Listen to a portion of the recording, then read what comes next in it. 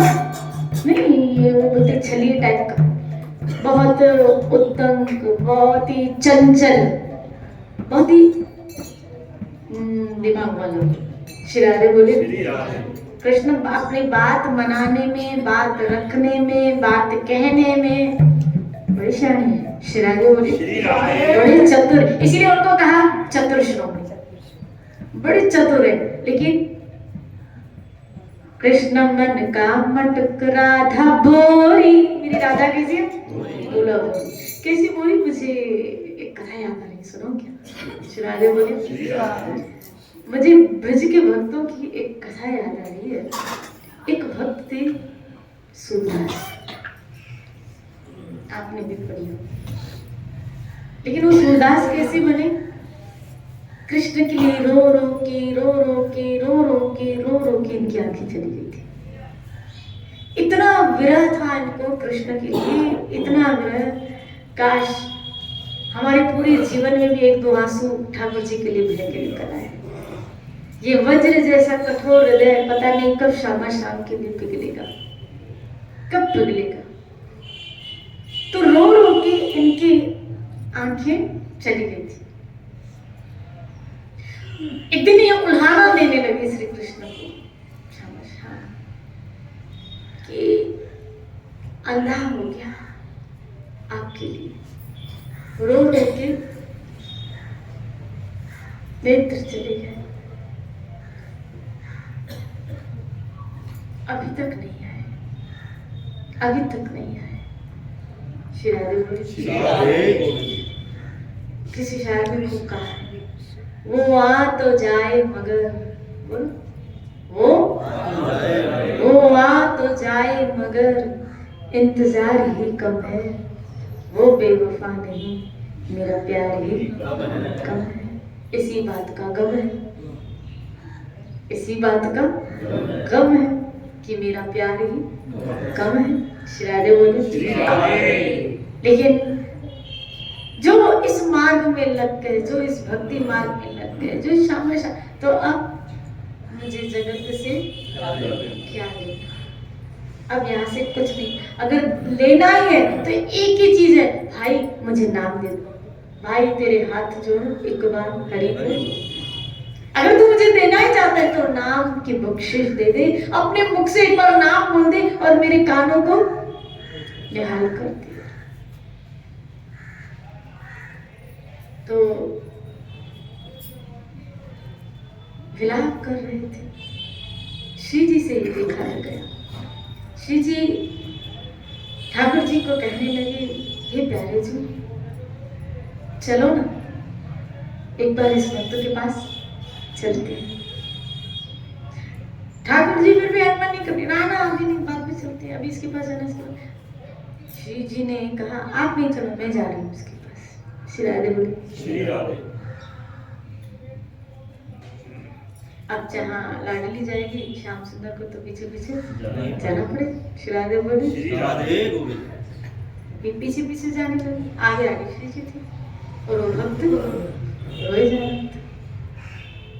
श्री जी पहुंचती उसके पास, भाई क्यों रो रहे हो? पत्नी मर गई है? उससे पूछा, इतना रो रहे हो? बहू मर गई, पत्नी मर गई, कौन मर गया है तेरा जो इतना रो रहे हो? कौन तेरा अपना गया? श्री राधे बोले। बहुत सुंदर बात सूरदास ने कही, बोला अपना आया ही कहा है अब तक, तभी रो रहा। जिसको अपना माना अभी तक वो आया ही नहीं, रो रो के मेरी आंखें चली गई, लेकिन अभी तक उसको मेरे पे दया है। उस बात का मुझे गम नहीं है, क्योंकि मैंने सुना था संतों के मुख से कि ठाकुर जी बड़े थोड़े निष्ठुर है, लेकिन श्री जी उसके लिए तो सुना था बड़ी करुणा में, उसके लिए तो सुना था बड़ी लाडो रानी, बड़ी ममता में, करुणा में। वो इतनी कठोर कैसे बन गई? उसमें इतनी निष्ठुरता कहां से आ गई? उसमें इतनी कठोरता कहां से आ गई? और ये शब्द सुनने थे कि श्री जी ने कहा कठोर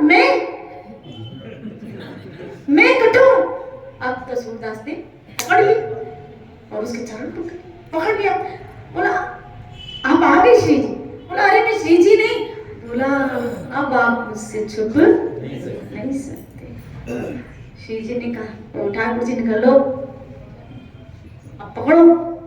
श्री राधे बोले श्री राधे। तब श्री जी इशारा कर रही है, तब एक हाथ ठाकुर जी और एक हाथ श्री जी उसकी आंखों में रखते हैं। एक हाथ श्री जी रखते और एक हाथ ठाकुर जी रखते। तो जैसे इसकी आंखों में श्री जी और ठाकुर जी के हाथ स्पर्श लगता है तो उसके नेत्र आ जाते हैं और दोनों प्रिया प्रीतम को गल बैया दिए दर्शन कर रहा है, देख रहा है। यही चाहता था ना तू? प्यामा किशोरी के यही चाहता था ना तू? ले उसकी आंखों से फिर अब क्यों रो रहा है? बोला अब फिर से अंधा कर दो, अब फिर से अंधा कर दो। क्यों? अब तुम दोनों को मैंने देख लिया, जो पाना था वो पा लिया, अब और कुछ मुझे और जगत से क्या लेना? मुझे अपनी जगत की बातें सुहाती नहीं। ये जगत की भोग जब हमको सुहाए ना, मजा आ जाए। प्रार्थना करो लाडो रानी से, मेरे श्याम सुंदर से, मेरे ठाकुर से कि मुझे ऐसे प्रेमी संतों का संग दो कि मेरे अंदर से भोगों की प्रवृत्ति निकल जाए।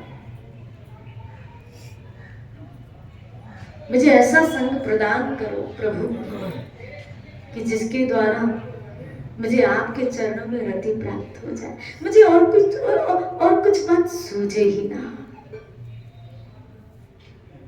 और कुछ बात सूझे ही ना। मैं उस दिन एक भजन सुन रही थी तो उसमें एक संत बता रहे थे, भजन में बता रहे थे कि द्वेष से ज्यादा खतरनाक इस जगत में राग है। बोला द्वेष से क्या होगा? आप उस व्यक्ति से दूर हो जाओगे। जब विवेक आएगा तो द्वेष से आप उस व्यक्ति से दूर हो जाओगे, लेकिन राग में तो उस व्यक्ति में खो जाओगे। अब जगत से दूर हो गए फिर भी अच्छा है, लेकिन अगर जगत में लिप्त हो गए तो बहुत डेंजर। श्री राधे बोले, बोला हाँ द्वेष से भी खतरनाक राग है। बोला क्या? बोला राग तो निकलने ही नहीं देता, निकलने ही नहीं देता। हाँ राग से ज्यादा अनुराग सामने आ जाए तो बात बन जाए हमारी। राग नहीं अनुराग। और यही प्रार्थना हम सबों की। ये हम क्यों सूत्र पढ़े कि शायद ये सूत्र पढ़ के थोड़ी प्रेम की छींटें लग जाए। इन महापुरुषों को जिस तरीके से प्रेम प्राप्त हुआ प्रभु के चरणों में, शायद ये सूत्र पढ़ के अपना के इम्प्लीमेंट करके शायद हमें भी कुछ छींटें लग जाए, हमें भी कुछ छींटें लग जाए। और शायद क्योंकि बिना प्रेम के, बिना प्रभु प्रेम के, बिना प्रभु भक्ति के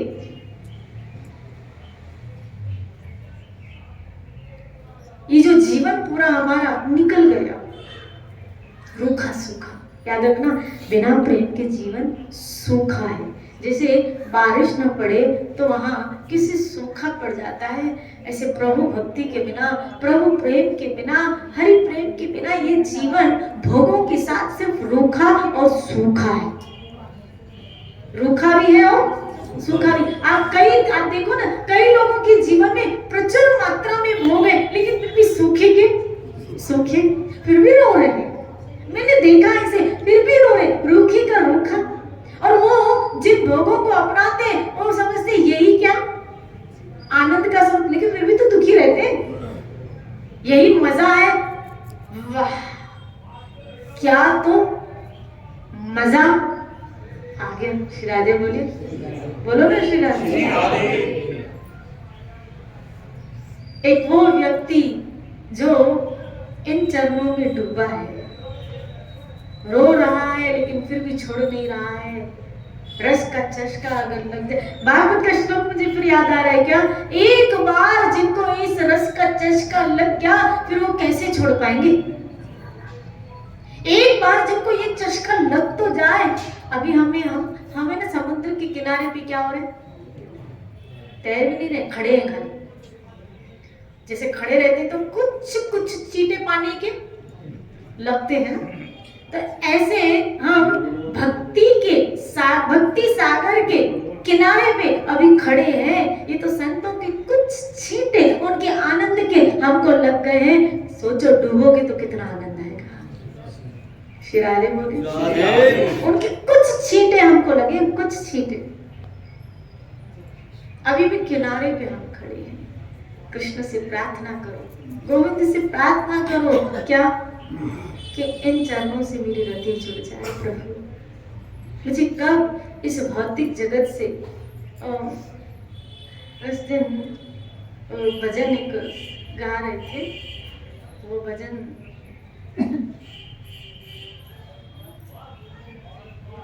मुझे भाग गया मुरली बना, आपने सुना?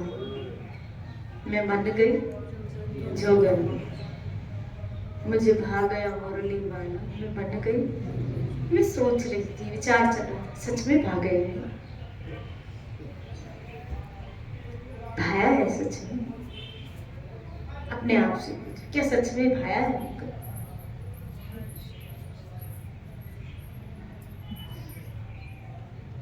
कि और भी कुछ भा रहा है? क्या सच में हमको भाया है?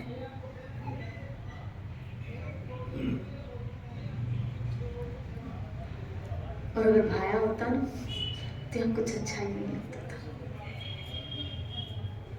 कुछ भी अच्छा नहीं लगता था। श्री राधे बोली रूप गोस्वामी को भाग गया, आप देखो सनातन गोस्वामी को भाग गया, और उनको भाग गया ना, सब कुछ छूट गए। रघुनाथ दास गोस्वामी जी को भाग गया, और जब भाग गया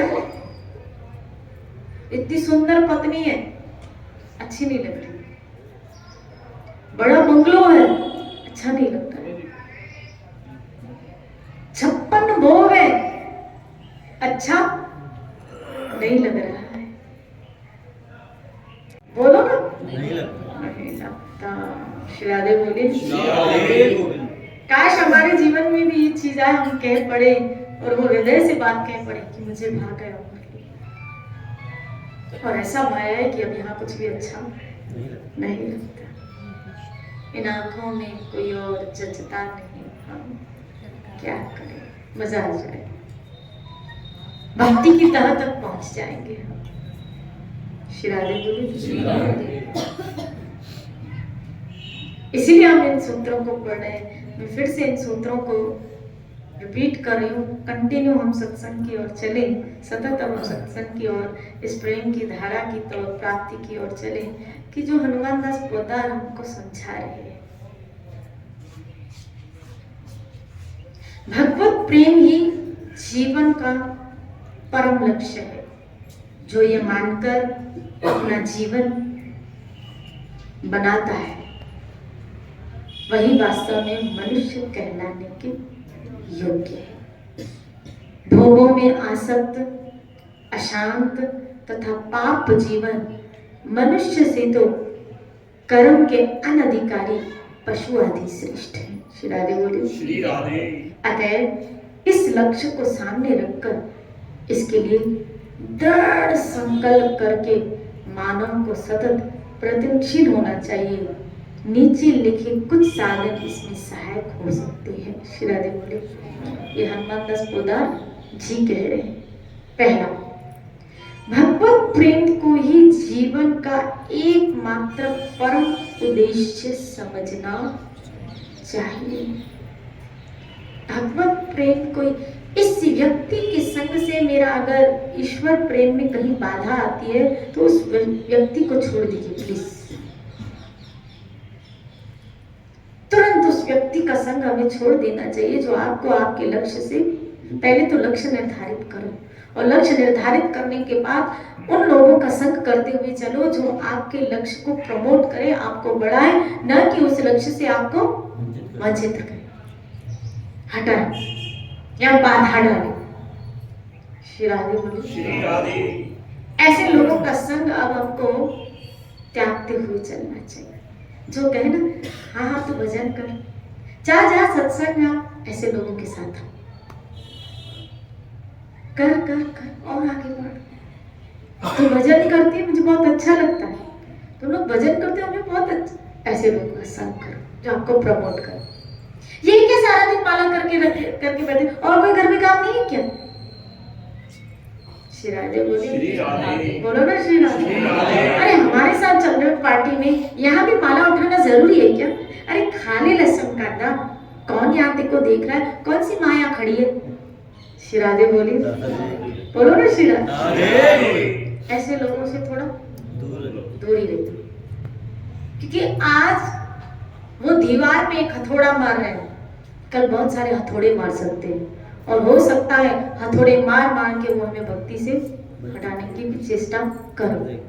तो आज ये हथौड़ा मार रहे हैं, कहीं तो थोड़ा ढीलापन आ न जाए, इसीलिए दूर से ऐसे लोगों को आपको क्या करनी चाहिए? राधे राधे, जय राधे, श्री राधे बोलिए। आप अपने रास्ते चलिए और हमको अपने रास्ते चलने दीजिए। ऐसे लोगों का संग करें कृपया। श्री राधे बोलिए। आप रोज सत्संग जाते हो, रोज सत्संग जाते हो, 2 दिन नहीं किए तो क्या होगा? बोलो क्या होगा, क्या बताए? हमारी आत्मा को खुराक नहीं मिलेगी, और अब हम नहीं चाहते कि उसका पोषण रुक जाए, हमारी भक्ति का पोषण, हमारे भक्ति के पौधे का पोषण रुक जाए, क्योंकि संत वो माली है जो हमारी भक्ति को, पौधे को पोषित करता है। इसीलिए एकमात्र भगवत प्रेम को ही जीवन का उद्देश्य समझ के अपने कर्म करते रहने चाहिए, और हमें वैसा संग, वैसा वातावरण, वैसे लोग, वैसा सब कुछ आगे इर्द गिर्द रखना चाहिए जो हमारे उद्देश्य को बार बार लक्षित करे। ऐसे स्वामी राम सुखदास जी कहते थे, स्वामी राम सुखदास जी ने वो जो कहते थे, लिख दो क्या अपने घर के, आप जी ने कहा था एक बार, याद है कि कहीं लिख दो दीवार पे, कहीं ऐसे, ताकि तुम्हारी बार बार नजर पड़े, हे नाथ मैं तुमको राम सुखदास जी के इस सूत्र पर बापू जी ने हमको ऐसे कहा, उन्होंने ऐसे कहा था, हे नाथ मैं कभी ना, और आप जी कहते थे कहीं ऐसे, ताकि तुम लोगों की नजर बार बार इस सूत्र पे जाए, क्या? हे नाथ मैं तुमको कभी ना भूलूं। श्री राधे बोले, हम आपको कभी ना, मैं आपको कभी ना। और यहाँ बात जो हमने छोड़ी थी आपको याद हो, निरंतर, इसे हर हालत में निरंतर लक्ष्य में रखकर सब काम करनी है। जो भी काम करें अपने लक्ष्य को निरंतर ध्यान में रख के करें,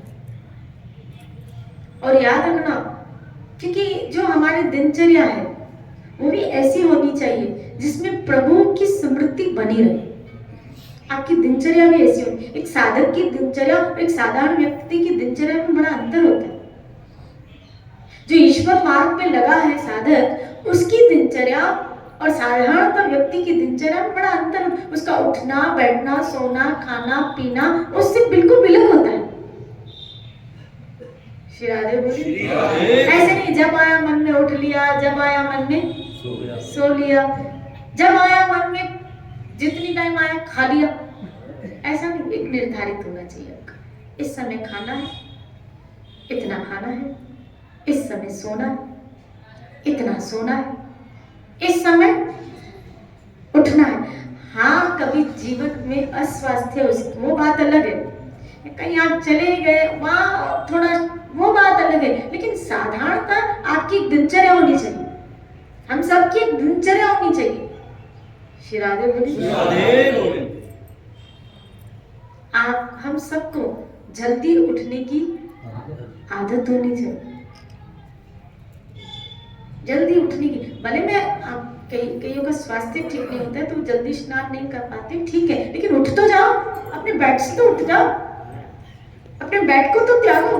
कई लोगों को प्रॉब्लम होता है दमे का आदि कुछ, तो वो जल्दी स्नान नहीं कर पाते, मैं मानती हूँ, चलो मैं इस बात को एक्सेप्ट कर रही, स्वीकार कर रही, लेकिन बेड से तो उठ जाओ। हाथ मुंह धोने में तो कुछ नहीं जा रहा है, मुल्ला करने में तो कुछ नहीं, माला कुमार भजन कर लो, श्री राधे बोली थोड़ा दिन सूर्य उदय हो तब स्नान आदि कर लो, अगर स्वास्थ्य ऐसा है तो। श्री राधे बोली लेकिन आपको उठ जल्दी जाना चाहिए, हमें उठ जल्दी जाना चाहिए। एक साधक को उसका जीवन जल्दी उठने और जल्दी सोने, कम से कम 11 बजे के अंदर तो नहीं, ज्यादा से ज्यादा, ये ज्यादा से ज्यादा सुबह उठेंगे कैसे, ज्यादा से ज्यादा 11 बजे के अंदर तो सो ही जाओ।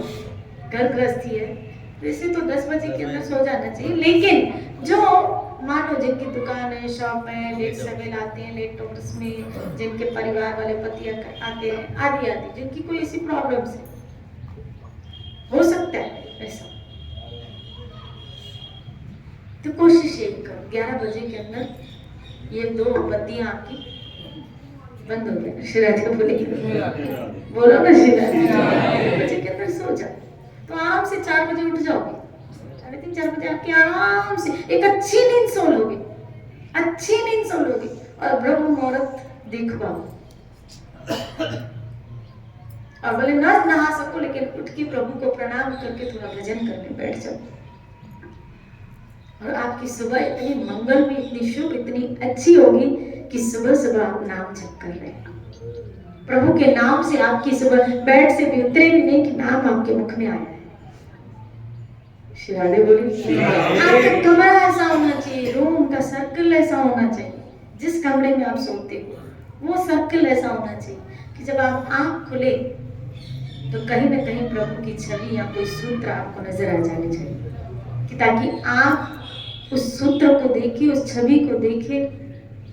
हो सकता है ना, पता नहीं किस चेतना में सोए और किस चेतना में जागे, क्योंकि सुषुप्त अवस्था, सोने की अवस्था में वो, उसमें आपका बस नहीं, कौन से सपने आने वाले, कौन सी वृत्तियां आने वाली है, या कौन से तमोगुण में हम प्रविष्ट करने वाले, ये पता नहीं है आपको क्या आने वाला है। श्री राधे बोली लेकिन कम से कम जब उठे तो पहला तो ये हो, क्या उठती आदत डालो। आप कहोगे भूल जाते, आदत डालो, इसलिए मैंने बोला आदत डालो, आदत डालो। आप देखना ये आपको आपके घर के वाइब्रेशन पॉजिटिव करेंगे, आपके रूम के, ये संतों के यहाँ जाते क्यों, उनके यहाँ हमें पॉजिटिव वाइब्स आते हैं, ये कारण होते हैं जो मैं खुलासा कर रही हूँ आज। श्री राधे बोली ये कारण होते हैं जिनकी वजह से उनके भजन कुटिया में, उनके रूम में हम जैसे प्रविष्ट करते हैं तो हमें पॉजिटिव वाइब्स आते हैं, ये कारण होते हैं। क्यों? क्योंकि उनका जो वातावरण उन्होंने बना दिया है, भजन में ही बना दिया है, भक्ति में ही बना दिया है, सेवा में ही बना दिया है, इसीलिए वो घर के वाइब्रेशन भी अब घर न बन के मंदिर बन जाता है, भजन कुटिया कहलाता है। ऐसे बोलते हैं ना, हम इस संत की कुटिया में जा रहे हैं, आप देखो हम ऐसे बोलते हैं, संत के आश्रम में जा रहे हैं, संत की कुटिया में जा रहे हैं। इसी तरह आपको जो ठाकुर जी ने रूम दिया है, वो रूम ना होके अब वो कुटिया बन जाएगा, वो एक कुटिया बन जाएगा, पता है, जो ठाकुर जी के द्वारा प्रदत्त आपको मिला है। श्री राधे बोली दिखने में हो सकता है लोगों को फर्नीचर दिखे, पलंग दिखे, कबर्ड दिखे, लेकिन उसके वाइब्रेशन कुछ अलग होगा, उस पलंग के वाइब्रेशन कुछ अलग होगी, उस जगह के वाइब्रेशंस कुछ अलग होंगे। इसलिए साधक की दिनचर्या ऐसी होनी चाहिए, जल्दी उठो, फिर उठने के बाद भजन किया, भजन करके थोड़ा ईश्वर चेतना, क्योंकि जो सुबह का टाइम है ना, वो कोई आपको डिस्टर्ब करने वाला नहीं होता। और सुबह 4 बजे से 7 बजे का जो समय होता है ना, उसमें चेतना जहां डालोगे डल जाएगी, जहां डालोगे। इतनी बुद्धि सतों को नहीं होती है उस वक्त, अगर वो लौकिक प्लानिंग में भी लगती है ना, ये साइंस भी कहती है, पता है, ये साइंस भी मानती है इस चीज को कि सुबह के टाइम का जो लर्निंग पीरियड होता है, वो सुबह के टाइम आपने जो लर्न किया ना, आपको होल एज में याद रहता है।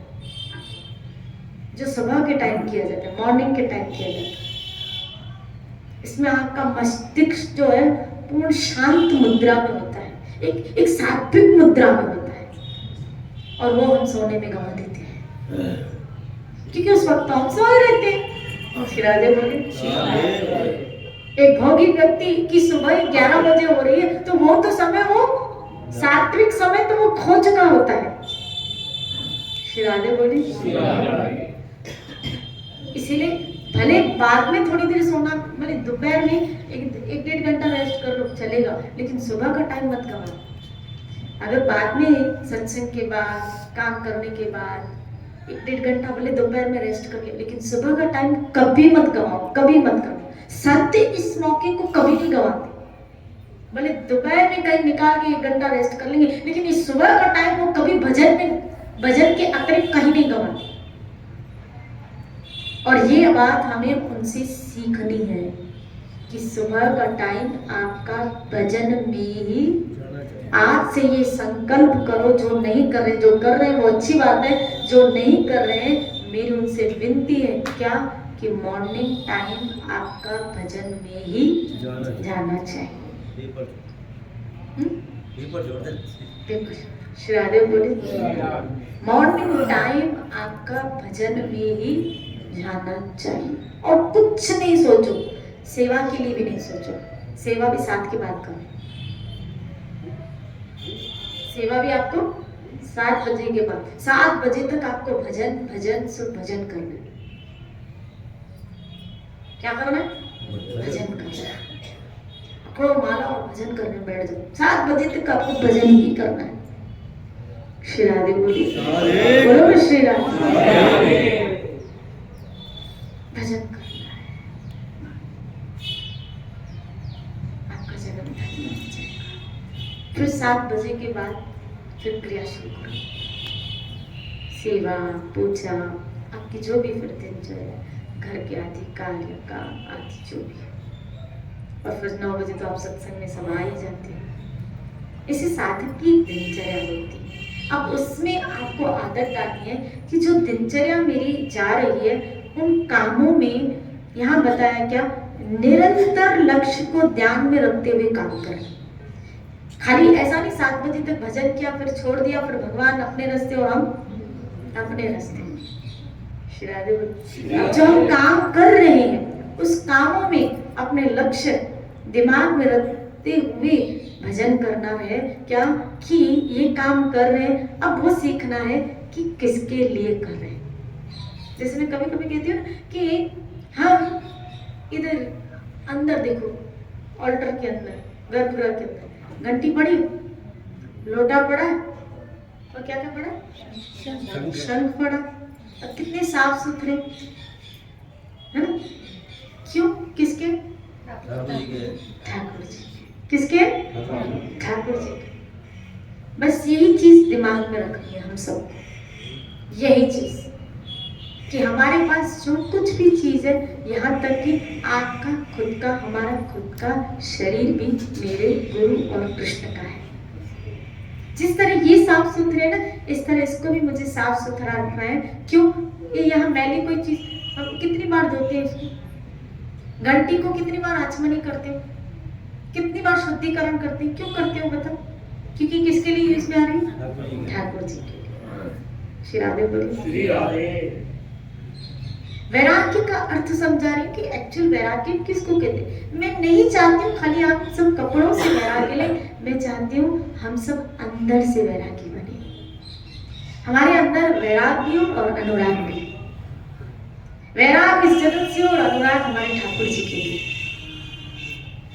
अनुराग हमारे ठाकुर जी के लिए कि इसके लिए कुछ भी करना पड़े, हम हम करने के लिए क्या हो जाए, तैयार हो जाए, रेडी हो जाए। और ये सब आप जब दिनचर्या में एक्टिविटीज करते हो ना, उसको कैसे घर को साफ सुथरा रखना है, जैसे घंटी को साफ सुथरा रखा, लोटे को साफ सुथरा, ऐसे घर को अपना न समझ के अपने ठाकुर का समझा करो, ये मेरा गोविंद है। और ये बनी घटना है, मैं आपको बता रही हूँ सच में, कि घर आपका साफ सुथरा होता है ना, उसमें श्री जी श्यामा जो शाम घूमते रहते, क्योंकि उनको पता है ये घर मेरा है। हम अभी तक क्या समझते, ये घर मेरा है, मेरे घर में ठाकुर जी रहते, बोलो मेरे घर में ठाकुर जी रहते हैं, तो ठाकुर जी सोचते हैं घर इसका है, तो मुझे सोच समझ के कहाँ बैठना चाहिए, जहां मुझे इसने रूम दिया है वहीं, जिधर जगह दी है वहीं बैठना है, क्योंकि घर इसका है। लेकिन सोच, ठाकुर जी के घर में हम रह रहे हैं, मुझे कुटिया दी है, तो ठाकुर जी सोचते हैं घर मेरा है, मैं जहां भी रहूं, जिधर भी जाओ। कभी किचन में भी घुस जाते हैं, फ्रिज खोलते हैं, क्या क्या क्या पड़ा है देखो, मेरे लिए माखन पड़ा है, मेरे लिए ये चीज पड़ी है, भूख लगी है, क्या ये तो सोई पड़ी है और मुझे भूख लगी है। श्री जी को कहते हैं चल किचन में जल्दी कुछ बना के खिलाओ, क्योंकि मेरा घर है, मेरे घर में मैं कहाँ भी जाऊं, किधर भी जाऊं, कभी बाथरूम में भी आपके घुस जाते हैं, इसीलिए कह रही हूं साफ रखा करो। हॉल में भी घुस जाएंगे, साफ रखा करो, कहीं बैठे किधर बैठे, आपकी बेड शीट सब स्वच्छ हो, किधर भी बैठा सकते, क्योंकि उसका घर है ना। जैसे आप सोचते हो घर मेरा है, तो कहीं भी बैठे, कभी हॉल में बैठ गए, कभी डाइनिंग टेबल पे बैठ गए, कभी रूम में बैठ गए, कभी गेस्ट रूम में बैठ गए, क्योंकि क्या सोचते हो घर मेरा है। लेकिन जब आप सोचते हो ठाकुर जी का घर है, तो ठाकुर जी सोचते हैं इसने तो मुझे चीज दे दी है, इसने ये चीज मुझे दे दी है, तो ये घर मेरा है, तो मैं कहीं भी बैठूं, इधर बैठूं, इधर बैठूं, इधर बैठूं, उधर बैठूं, उधर बैठूं। फिर आपके लिए वो घर का काम ना बन जाएगा, फिर आपके लिए वो सेवा बन जाती है, क्योंकि घर ठाकुर जी का है, और जहाँ जो घर ठाकुर जी का है उस घर में झाड़ू भी लगाओ तो सोहिनी सेवा कहलाती है। श्री राधे बोलिए, श्री राधे। हम चिड़चिड़े होते हैं घर के काम से, ये भी मैं करूं, ये भी मैं करूं, ये भी मैं करूं। आपको हर चीज को सेवा समझ के करते हैं तो कभी थकान ही नहीं। श्री राधे बोलिए। अब ठाकुर जी का घर है, भोग भी बनना ठाकुर जी के, क्योंकि आप जो माला घुमा रहे हो उसका अर्थ क्या है कि मुझे सेवा चाहिए, और ठाकुर जी आपके घर में पधरा के अपना घर मान के, तो आपको हर एक क्या मिल रही है, उसकी सेवा ही तो मिल रही है, हर एक कार्य उसकी सेवा ही तो मिल रही है, यानी हर सेवा आपको मिल रही है। ठाकुर जी के घर के झाड़ू लगाने की सेवा, आपको पोछा लगाने की सेवा, आपको उनको खाना बनाने की, भोजन प्रसादी की सेवा आपको मिल रही, बर्तन घिसने की सेवा आपको, सब सेवा उसने आपको दी है। उस मंदिर को, घर रूपी मंदिर को चलाने की सेवा आपको दी है। श्री राधे बोलिए, हो गया। ये घर न हुआ, ये गृहस्थ नहीं हुआ, इसको बोलते गृहस्थ आश्रम, इसीलिए इसको कहा गया आश्रम। आश्रम की परिभाषा जहाँ साधक रहता है, जहाँ साधु रहता है, आश्रम उसको कहा जाता है जहाँ साधु होते ना, फलाने संत के हम आश्रम, तो वहाँ जहाँ साधु रहते हैं, जो गृहस्थी साधु का जीवन बिताते हैं, वो भोगी नहीं, गृहमेदी नहीं, उसको कहा जाता है गृहस्थ आश्रम। यहाँ गृहस्थी रहते हैं लेकिन साधु रहते हैं, इसीलिए इनका गृहस्थ घर नहीं, इनका आश्रम है, ये आश्रम है। श्री राधे बोले। और हमें ऐसा जीवन जीना है, इस तरह निरंतर ईश्वर की स्मृति बनी रहे। इसी चर्चा को लेते हुए कल चलेंगे। जय जय श्री राधे, जय जय।